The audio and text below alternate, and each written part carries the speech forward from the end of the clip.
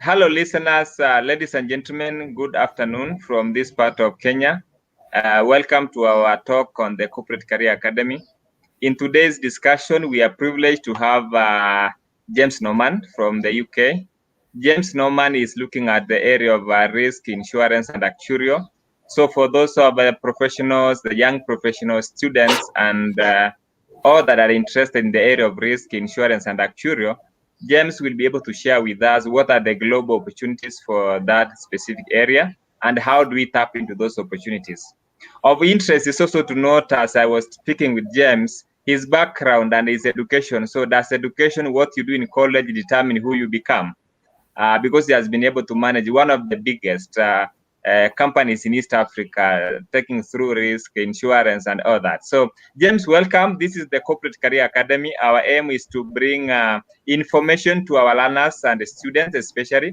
We work with most students, universities in Kenya, trying to get them to understand what happens in the corporate world, how to prepare for the corporate world, and above all, how should they make their career choices. So, you welcome, and you can take it over from here.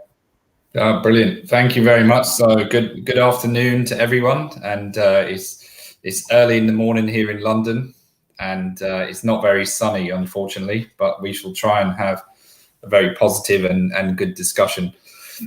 So we can really kick off by just giving you a little bit of background about myself and to try and answer some of those really good points that have just been made in the introduction there.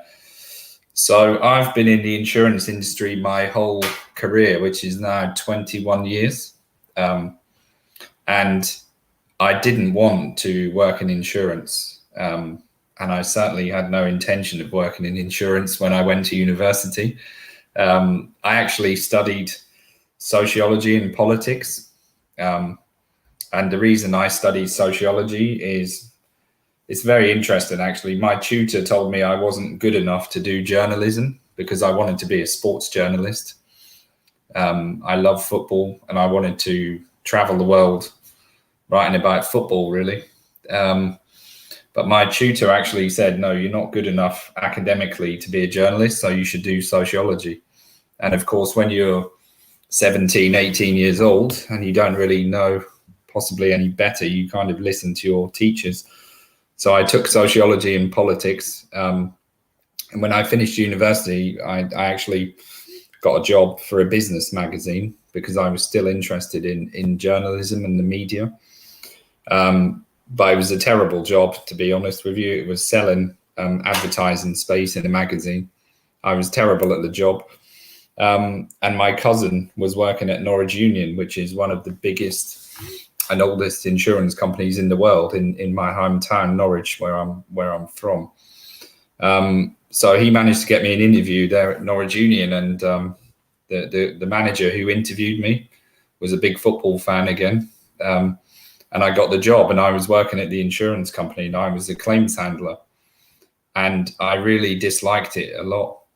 And I lasted about a year. Then I did a few other temp jobs and things. And then again, my friend was working for a different insurance company, managed to get me an interview there. And I got the job and I became a claims handler. And I think that was where I actually started to take my career a bit more seriously because I didn't really have a plan. I was moving around. I'd lived in London. I'd lived back home. And I thought I need to, take this a bit seriously. So I started to do my ACII qualifications.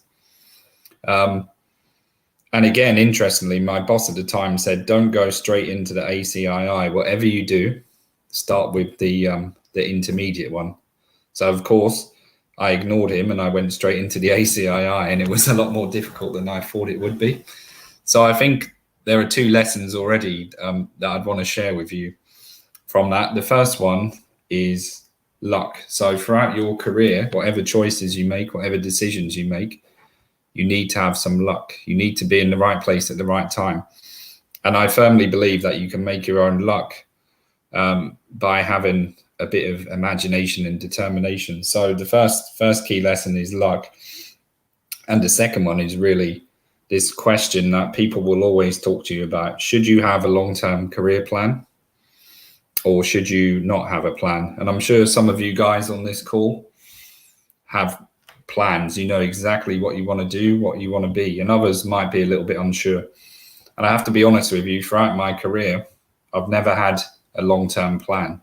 I always operate with an ambition of where I want to go and what I want to do, but I have short-term goals and milestones. And once I've achieved what I need to achieve, then I think about how to revisit my plan.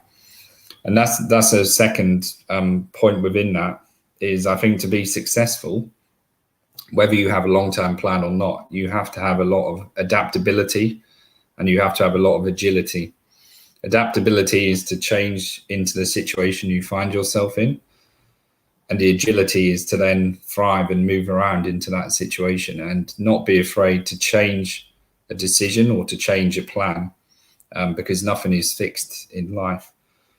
And throughout all of that, there's a third A. So adaptability, agility, and authenticity. You always have to be yourself.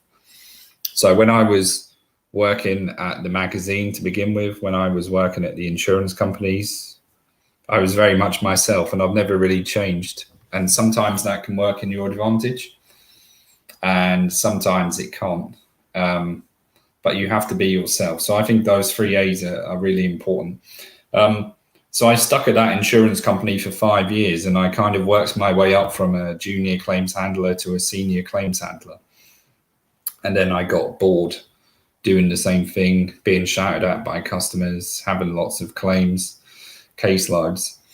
And I thought I need to do something a little bit different. But after kind of 6 years in insurance, it didn't really make sense to me, or it didn't feel right to kind of change the profession.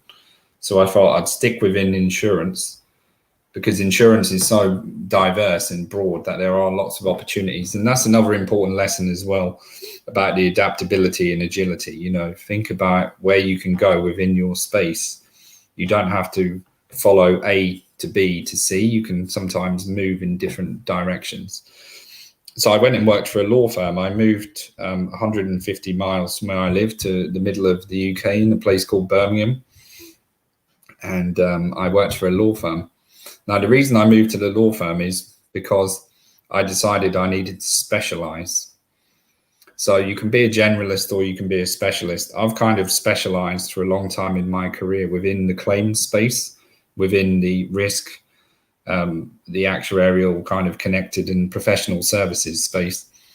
But my first specialism was in financial crime or counter fraud. So I got interested in that area because I had a few claims which were a bit dodgy, some frauds. And I found that really interesting. And I started to actually read and put in my own time and took it really seriously. And I became the fraud coordinator at the insurance company, and it was really interesting. And again, this is where luck comes into it, but not just luck. You make your own luck by creating your networks. So we worked a lot with this law firm as a service provider, and they said, look, James, you're actually quite good at what you do. Would you consider coming and working for us? Because we have lots of lawyers who are really good at legal, technical aspects, but they don't understand insurance like you, and they haven't been a claims handler. So we think your skill set would work really well there. So I actually took that job, and I did it for 1 year, and it was fantastic. And I think technically I improved significantly in my technical insurance skills, and I worked with solicitors and lawyers. And this comes back to the point about being authentic. You know, one thing I would say to you guys is never have this thing which, you know, you will hear people say, imposter syndrome. Don't think that you don't belong somewhere. You belong exactly where you are. Wherever you are is where you belong, you know.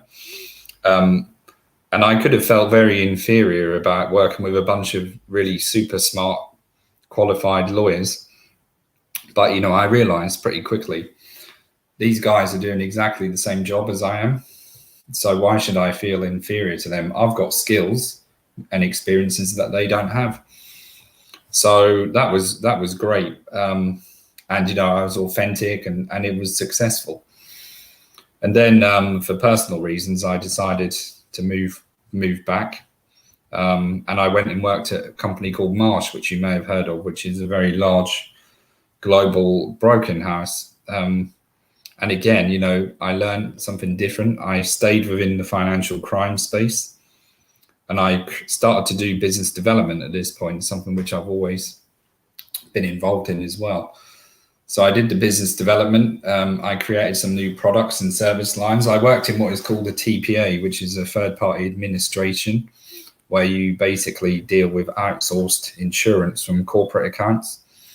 So I started to do even more specialism. I did things like product recall claims, professional indemnity claims, complex public liability claims from our corporate clients. And I learned different skills again. And this is part of a really important triangle that I want to share with you guys today, or maybe a Venn diagram. You know, if you think of your three circles, one on the left, one in the right, and one in the middle, these circles all align in the center. And the center is going to be where you actually end up, where you find yourself. Now, if you take one circle there, that is going to be your skill. What skills have you got? How good are you at what you do? Then the next one is going to be passion. How passionate are you about what you do? And then you've got this part in the middle, which is your reward and recognition. Okay. So I'll come back to that. But basically, we need to think about skills. So at this point in my kind of career journey, I'd improved my skills significantly. I'd upskilled myself. I had financial crime. I had different expertise, different areas within claims that I was good at. But then I felt like the passion wasn't quite there because I'd been doing this for a while, and certainly the reward wasn't there. I wasn't being paid that much money at that point of my career. So I decided that I had to be ambitious. I had to push myself further. So I moved back to London, and that was probably, you know, a good move at that time. And I moved to a large insurance company, and I got a job as a fraud kind of expert. And then this is where luck comes into it again, because within 2 months of being in the company, my boss left the company and I was promoted and I became the head of fraud for that company. So at the age of 29, I was living in London and I was head of fraud for an insurance company.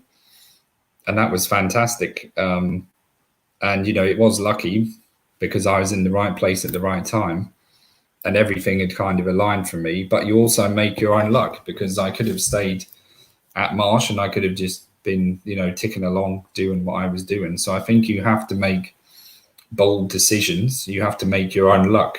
And that comes back to being authentic, to being adaptable, to being agile. You know, these things all work.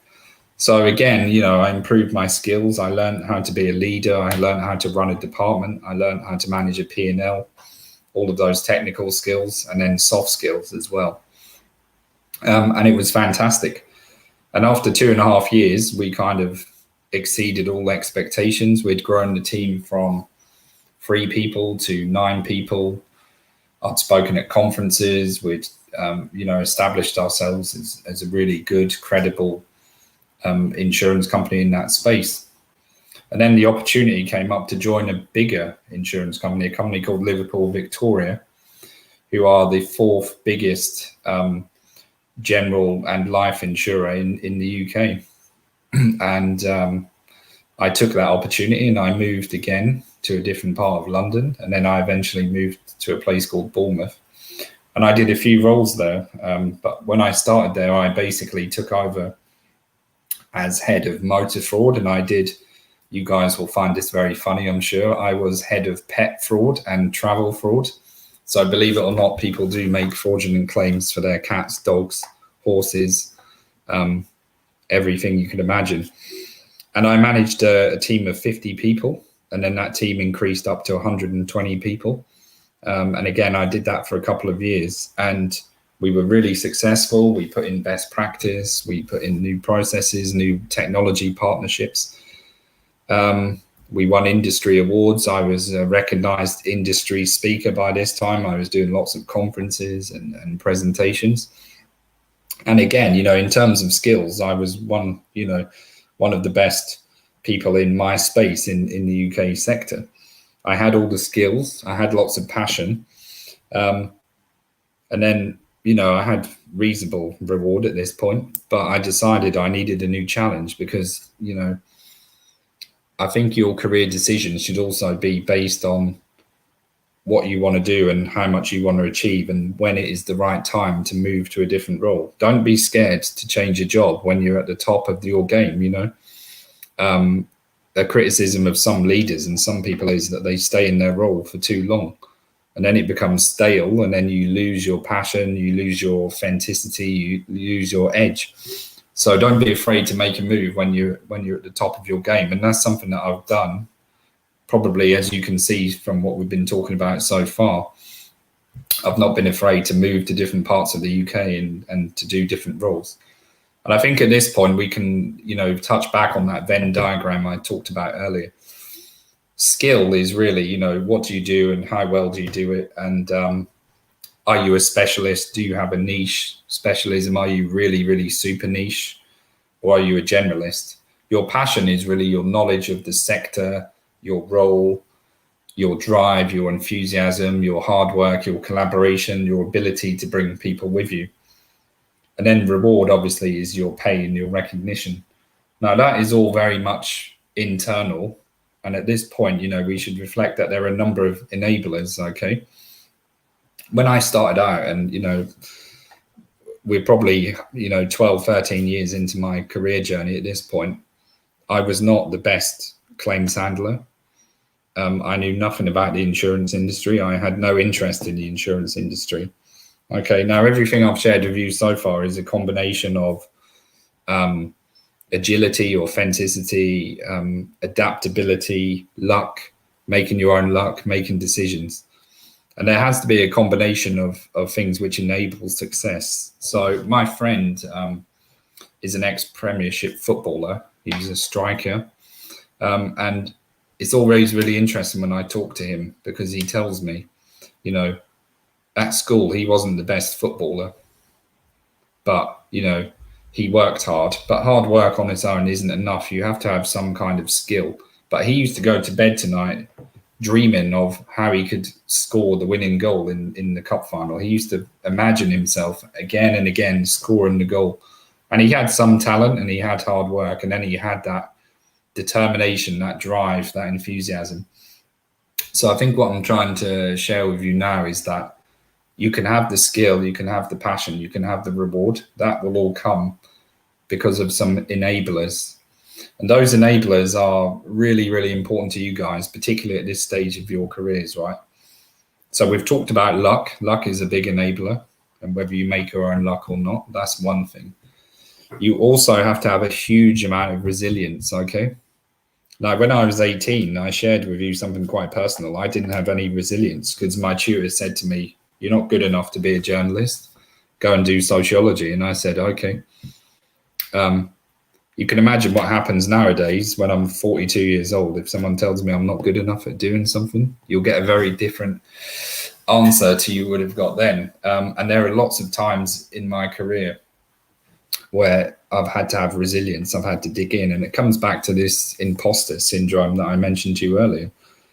People will, in your career, they will challenge you constantly. You will have managers, you will have leaders, you will have peers who will say to you, "You're not good enough. Why are you doing this? You can't do that. You can't do this."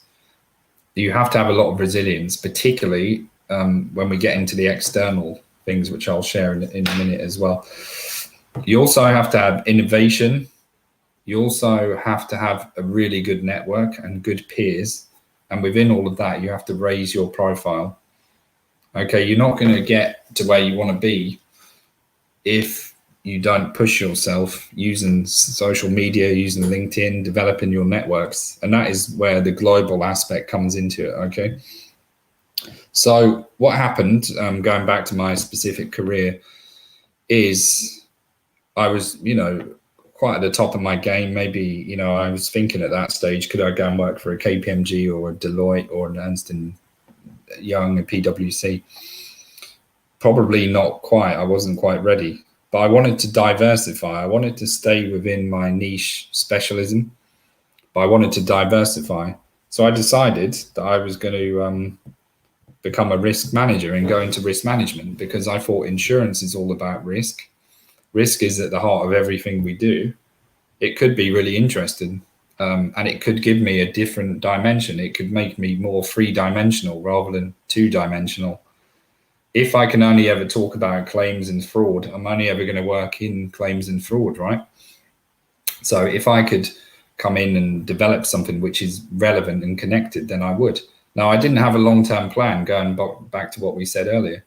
I didn't think when I was 20 that I was going to go into risk management at the age of 32 or 33, okay? This is, I operate in 2 to 3 year sprints, really, where I look at what I want to do over the next 2 to 3 years, do it, and then make the decision to go on to something different if I feel that is, the right time. So I applied for an internal position and I became a risk controller. So effectively, I was head of claims risk at LV. So I was in charge of developing the claims risk strategy, profile, topics, and everything for 1,500 people across a lot of different sites in the UK. And I took my exams. Now, I wanted to come back to exams because I think in risk management, actuarial exams are absolutely critical, because it's a technical profession. You guys are super bright, super intelligent. You need to do your papers. You need to go through all of that.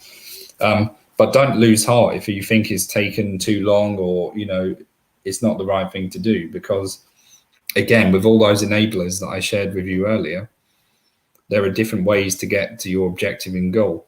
I started my ACII, as I told you. I never finished it. I only completed 6 parts.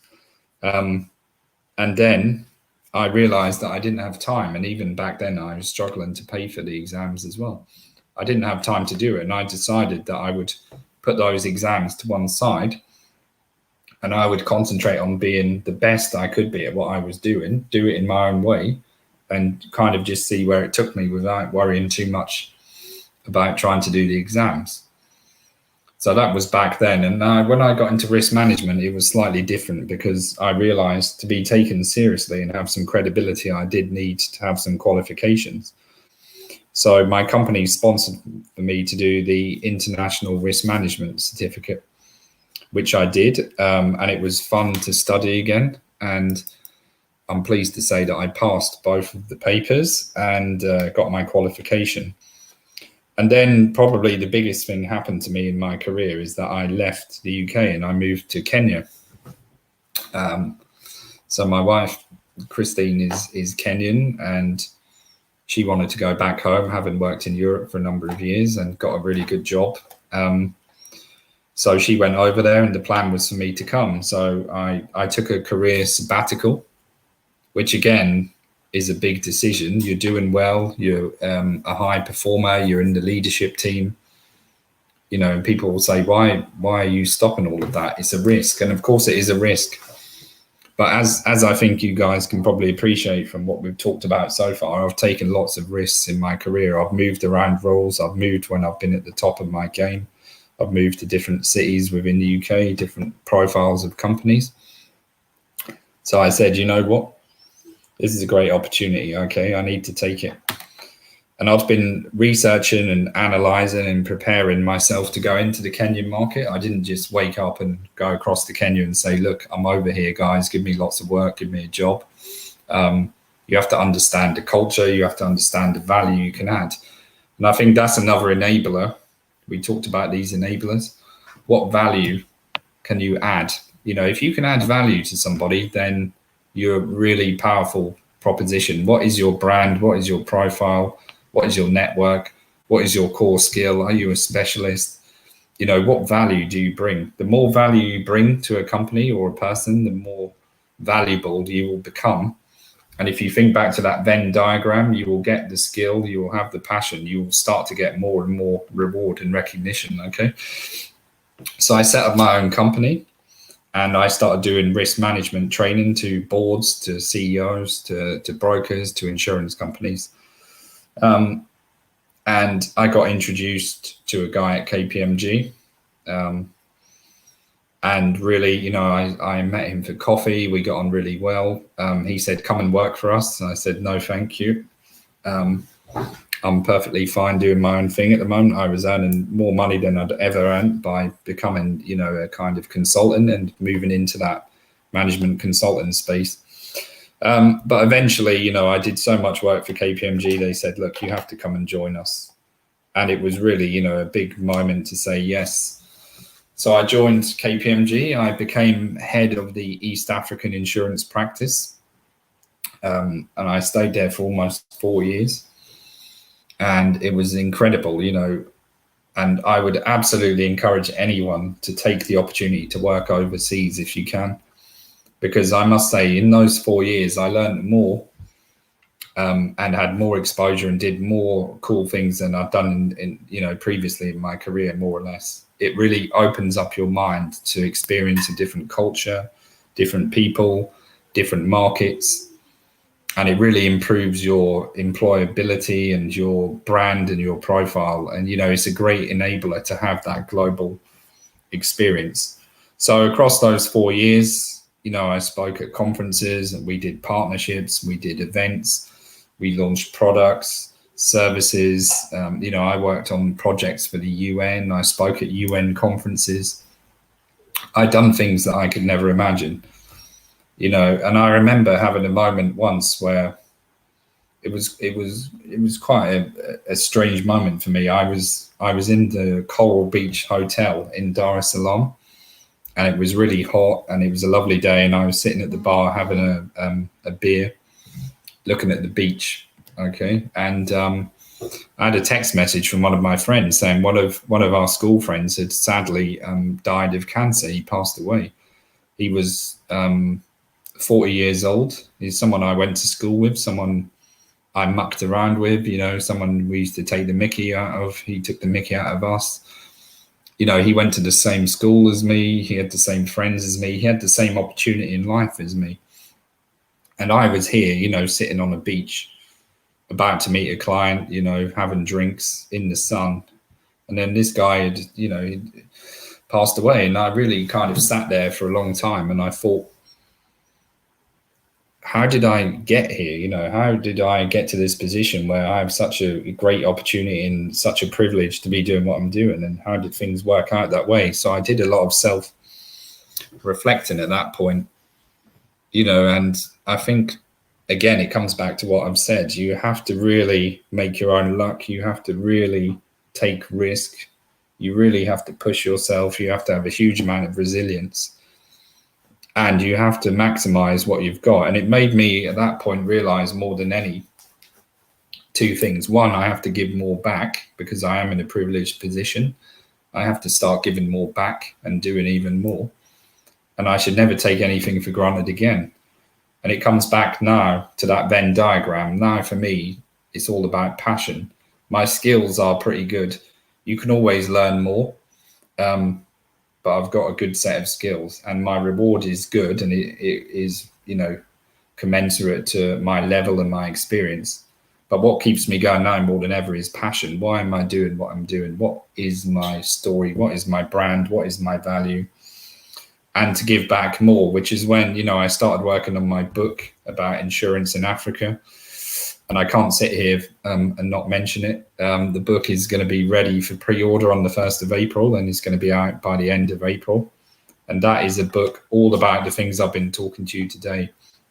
How to get the next generation of talent in Africa to the next level. How can we support you? What are the things which are happening? How can you, you know, thrive and survive?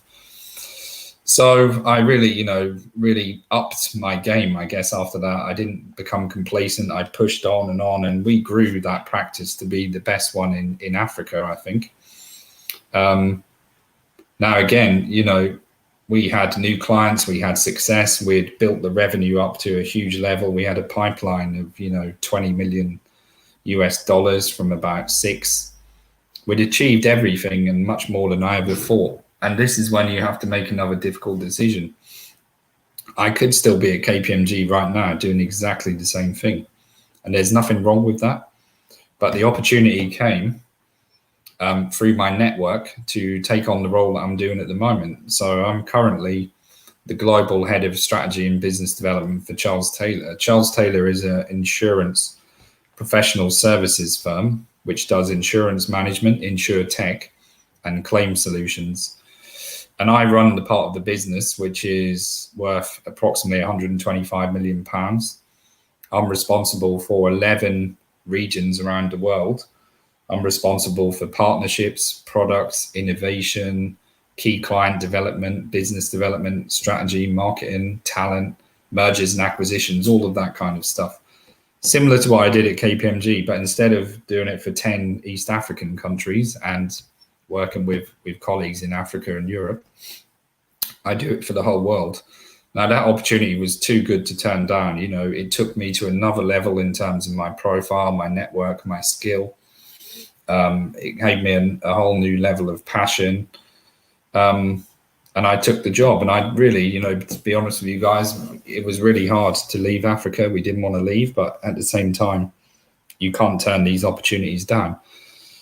And I've talked about luck and resilience. I needed a lot of resilience at KPMG because I joined KPMG and people said, quite rightly, as we were joking before we started this broadcast, how did you get a degree in sociology and politics and end up being the head of insurance for KPMG? There are people here who are actuaries, who are risk management, who have gone down a very specific prescribed route. You know, you're not one of us, you don't deserve to be here.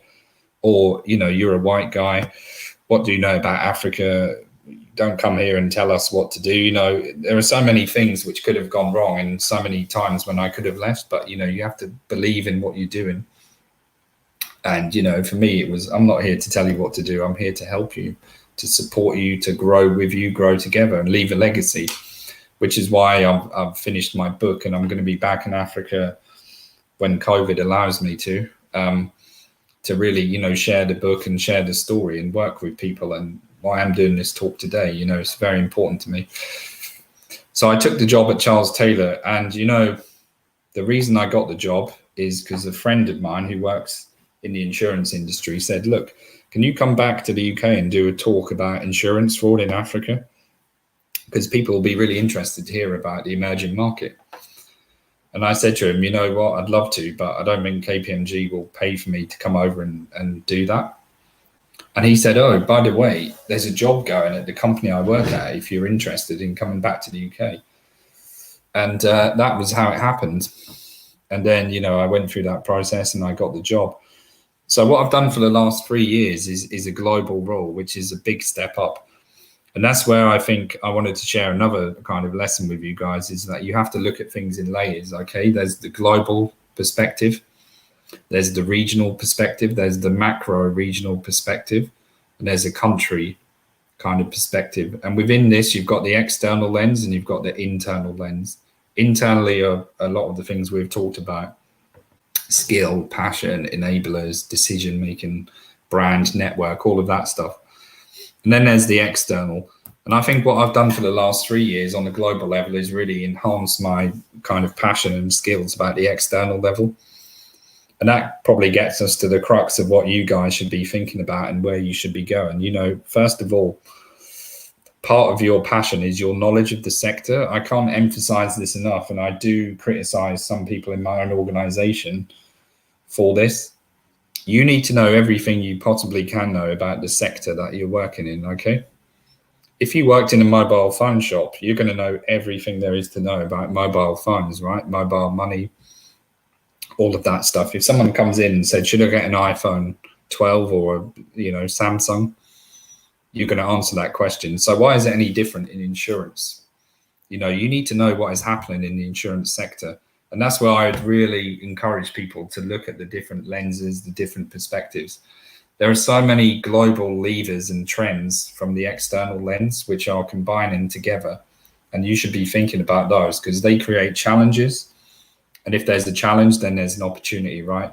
Transformation, disruption, innovation, geopolitics, contagion and disease, socioeconomic, climate change, mergers and acquisitions, consolidation, products, distribution, sector conversion, human capital versus, you know, RPA, CC, technology, automation, the old normal versus the new normal, hubs, products, penetration gaps, density levels, access to insurance, trust deficit, information asymmetry. All of these things are all bubbling around. They're converging, they're colliding together.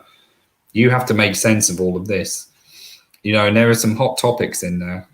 Diversity and inclusion, data management, emerging risk, strategy, IQ versus EQ, all right?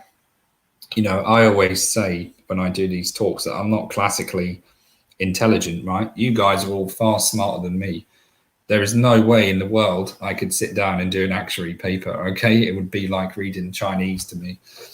I would not understand half of the things that you guys do, okay? You have to have classical intelligence, but you also have to have a lot of IQ. You have to have emotional intelligence, EQ, sorry. So it's IQ and EQ, classical intelligence, emotional intelligence. Really important skills to being a leader are not just technical. And by the way, when you get to my level, you do not have a technical job interview. At KPMG and at Charles Taylor, I did not have a technical job interview because it's a given that when you reach that level, you know exactly what you're doing. And you don't have to be the best. You have to have a team and surround yourself with people who are good. Your job is not to necessarily do the work. Your job is to think about what is happening externally, what is happening internally, what are the trends, what are the strategies. You have to analyze and use the information to come up with innovation. You have to create partnerships. You have to look at products. Okay, and the goal of any leader should surround themselves with people who can be better than them and who can step up. Okay, so it's not all about the qualifications. It's not all about the technical stuff. You have to have a whole range of soft skills. And some really important soft skills now are things like emotional intelligence, empathy. How do you manage COVID-19? How do you deal with a customer, an end customer? How do you manage with service providers, brokers, partners?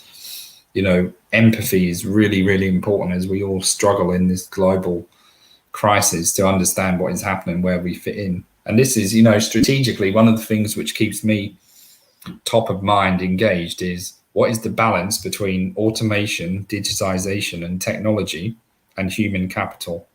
What human capital do we need? And what are the skills that we need? Of course, we need data scientists. We need data analytics, but you need, a mix of things. Technology is not a silver bullet. So what I would say to you guys, and I gave a talk, I think in 2017 at the Actuarial Convention, is technology is not, a threat to what you're doing. It's an enabler. You should look at technology as your friend, as your ally. If technology can do something that you don't have to do, let it do that. But be bold and don't think that you have to change your career. So I would encourage you guys to think about what is happening in the global market in terms of these levers of strategic trend. What is causing all of this disruption, innovation, and transformation? What does it mean? What is insurance going to look like? What does it mean for the customer segment? What does it mean for the market? What does it mean for the distribution channel? Is it going to be more clustered? Are we going to have, partnerships, even more partnerships with bank, with lifestyle, with telecoms, convergence?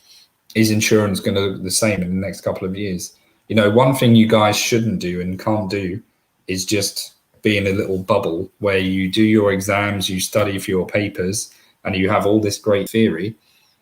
But then the world has changed quite a lot, and the theory is still very important, but you don't have the context and what to relate that to. So I would massively encourage you to really deeply understand the forces of change in the insurance industry and what it means on a global basis, what it means on a regional basis, what it means on a macro basis, what it means in Kenya, in Tanzania, Uganda, Rwanda. And then that will give you more context and more understanding about where you can position yourself, because it's all about positioning. And to position yourself, you need a good network. You need to have a good profile. You need to have innovation. You need to have agility. You need to have resilience. You need to have luck. You need to have the right balance of skill. You need to have the optimal level of passion. And you need to understand, ultimately, it goes back to this, what value are you going to add? To add that value, you're going to have to make tough decisions. You're going to have to take a risk. You're going to have to get over imposter syndrome. You're going to have to challenge yourself. And I suppose, everyone is different, right? Do you have a long-term plan that is fixed and rigid and you're going to stick with it? That requires huge resilience, but it can be the right path. Or are you going to adopt this model of having signposts and gateposts like I did, and it's not the right way. It just worked for me. Every 2 or 3 years, you go through a different gatepost and you evaluate what you want to do. Okay, so, I would really encourage you to think about what an actuary and a risk management professional can do in the next couple of years. You have to have that technical skill for sure, but think about all the soft skills that you're going to need. And, if we look at actuarial, there's so much technology which can support what you want to do. And for me, data is simply about insights. The more insights you get about whether it's your modeling, your customer segmentation, distribution channels, cross-selling, upselling, doesn't matter what it is. If you've got insights, then you've got power and knowledge about your customers. And that creates a really optimal ability to manage risk upside, risk downside, strategic planning, focus. So I really think over the next couple of years, certainly in East Africa, but certainly across Africa and in other emerging markets, and I probably should mention that I spend a lot of my time in Asia and in Latin America as well as Europe. And Asia has very similar characteristics here about data transformation, insurtech ecosystems, forces of change. It's really positioning yourself in this space. Marry up the technical skills, the soft skills, and the technology. And I feel, going back to what I was saying, that actuaries have a huge role to play in strategic development, product development, in things which are not perhaps obvious at this point in time. It's not all about the price and the strategy and the model, and use that data and technology to drive the strategy of the company. Make it a data insight-led strategy. Use your great mind and skills to focus on that. And if you're in the risk management side, this is probably the best time ever to be in risk management, because there is so much disruption, there is so much innovation, there is so much change, that you have a golden opportunity to carve out a really good generalist perspective of risk management, or to drive into a specialist area. As I've said throughout the talk, I've been more of a specialist, but it's not to say that's the right thing. If you want to be a generalist on risk management, you can, because there are so many things you can talk about. Enterprise risk management, you can look at the regulatory side, the development of risk-based capital regimes. You can look at the role of regulation and insurtech and innovation and disruption. You can look at geopolitics. You can look at socioeconomics and, younger populations versus older populations. You can look at climate change, the SDGs, the UN, what is going to impact insurance in that perspective. You can look at distribution, and you can look at emerging risks. And if we talk about emerging risk, and I'll kind of finish on that, and then we can maybe have questions. Think about emerging risk, right? I do a lot of work with Munich Re and Swiss Re and people like that, and they are thinking about products, next generation products. How do you underwrite liability and negligence for artificial intelligence? Not just on autonomous vehicles, but, algorithms for medical and health. If the algorithm goes wrong, who's liable? Internet of Things, smart cities, connected cities, ecosystems. You have an autonomous tugboat, an autonomous drone, an autonomous port, autonomous railway, autonomous, construction, solar power based construction, smart factories, smart cities. Then you've got all of these connected risks like cyber, like product recall, like AI and negligence. So I guess what I'm saying there is there's a big crossover between the actuarial and risk discipline, and there are huge areas that you can go into, you can think about. Decide where you want to sit within all of these bubbles and colliding forces and levers. Do you want to be a generalist? Do you want to be a specialist? Is there a subtopic that you want to excel in? Do you want to have a long-term plan, a short-term plan? But, you know, let's kind of close this initial bit by saying you must combine the internal and the external lens, and you must combine the skills and the passion to get the reward.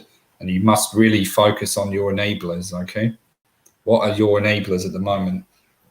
How good is your network? You know, do you have a global network? How do you build one? You have to make contacts, you have to work at it, you have to have a value, a USP. How good are your peers? Are they the right peers? Are they time drains or, you know, strains, or do they gain? Do they encourage you? Do they dissuade you? What is your profile, you know? And it all comes down to making bold decisions at the right time, and then you create your own kind of luck. So I think I've spoken for quite a long time there, Livingstone. So I don't know if anyone has any questions, or if we can. Yes. First is compliments from a majority of our viewers, and Dominic is asking a question. Maybe you can read it through. Oh, yep. Great remarks. Thank you. How would young people who have passion increase their profile? What are the opportunities for university students in the industry? Yeah, I think that's a great question, Dominic, there. I think if you've got the passion, and you generally have the passion, then, you know, increasing your profile is something you have to work at. And you know, you need to try and make it as authentic as possible. As I said, don't try and copy what other people are doing. You know, and LinkedIn is a brilliant tool. You know, it's a fantastic tool, right? And there are different ways you could use LinkedIn. You can start to use LinkedIn by connecting to people. Just connect with as many people as you can, you know, and try and make sure they're relevant connections in areas that you're interested in. Don't just connect with thousands of people who work in the insurance sector. Think about the space that you're interested in, and then start to connect with people. As you build up your LinkedIn kind of profile, then what you'll see is you'll get into that feed. You'll start to see what they're talking about, what they're sharing. And I think a mistake a lot of people make on LinkedIn is they either just like something or they just share something. And there's nothing wrong with that. But if you keep doing that, you're not really going to be leading or driving. You're just passing on things that other people are doing. So if I share something, I like to share it with a comment, give my own perspective, my own opinion. And then you're adding value to something that somebody's done. So you've taken a thought leadership that somebody's done, and then you've added your own twist on it. You're starting to build your own authentic brand on there. And then the ultimate level you should aim to get to is to be a content producer. Start putting your own content out there, profiling it, sharing it. You know, the best brand ambassador for you is what you say and what you do. It's the most powerful weapon you have. So if you're interested in, say, you know, a new product, a distribution channel, you're interested in geopolitics, you're interested in how on earth you would underwrite or price for autonomous, you know, mining, for example, or shipping, or if you're interested in AI negligence, start writing content about that. Connect with people, share, like, build your networks. And then, you know, never give up, always be resilient, always push hard. And that will create opportunities, because as I've said, you know, when you do things, then luck will come your way, and you create luck, you create opportunities. Okay. So I think, you know, start there, have a plan and a strategy about how you want to build your brand, and the opportunities will come. And then, you know, apply for internships, you know, be speculative. It does work sometimes, not always. You know, people might not respond, but don't lose heart. You know, write out to people, say, can I do an internship? Can I do some unpaid work experience? Can I find an opportunity? You know, and leverage your network as much as possible. So hopefully, yes, Nancy is asking through the SMS. Yes, James. Nancy is asking, it seems you don't work with one employer for long. What is the secret behind that? Yeah, I hope my employer is not watching, because they might think I'm going to leave my job. Yeah. Sure. Yeah. Yeah. I mean, I've been in my current job 3 years. I was at KPMG 4 years. I was at one insurance company 5 years. So I have stayed, but I think it's because I don't have a structured plan as such. I work on the basis of 2 or 3 years. So when I take on a job, for me, the right time to leave is when I've achieved what I wanted to achieve. I've done what I wanted to do. I've improved it. I've made it better than when I found it. And I feel that I can go on to a different challenge, which is a progression. So I've never left a job just to join another job. Although I've moved around employees, countries and so on, I've always progressed. So each role I've taken has been an improvement on my previous role. So, when I left KPMG from the head of East Africa, I'm now a global head. So, I think there are 3 things within that. Understand what you want to do in the job, what you want to achieve. Make sure you do all those things. And then if you do leave, then, make sure you're doing something which is a progression or a logical step, whether it's a kind of sideways move to get you to a next step, which is what I did with the risk management piece, or whether, it's just a natural progression where you get promoted. So I think don't be a job hopper. Don't just move jobs because someone else gives you $50 a week extra or something like that, Don't move around for the sake of it because you can damage your credibility. But move if there's a logical reason, or sometimes, I've been lucky, I've never been made redundant or anything like that. But I've got lots of friends who, have moved around jobs and gone backwards because they've been made redundant. So, of course, if you have to move, but try and see, the signs. And if you think things are going wrong, then move. Don't wait around, move. So I think it's being bold, but having some kind of, for me, a short-term plan and some key kind of benchmarks against that role. Yeah. Yeah. So there's another question here. They're asking, when you look at East Africa from your global perspective, what is the future of insurance and especially actuarial? What is the future for? Yeah. Good. So I think the future is very encouraging for East Africa as long as we continue what we're trying to do. I think, COVID has made some accelerations which are irreversible. And what I mean by that is there has to be more commitment and investment, and we have to maintain that level of investment in innovation, transformation, disruption. And we have to have this commitment going forward that we do need to think more about the customer. We need to come up with more trust, more empathy, more access, more distribution. We have to have partnerships. We have to have joint ventures and new propositions.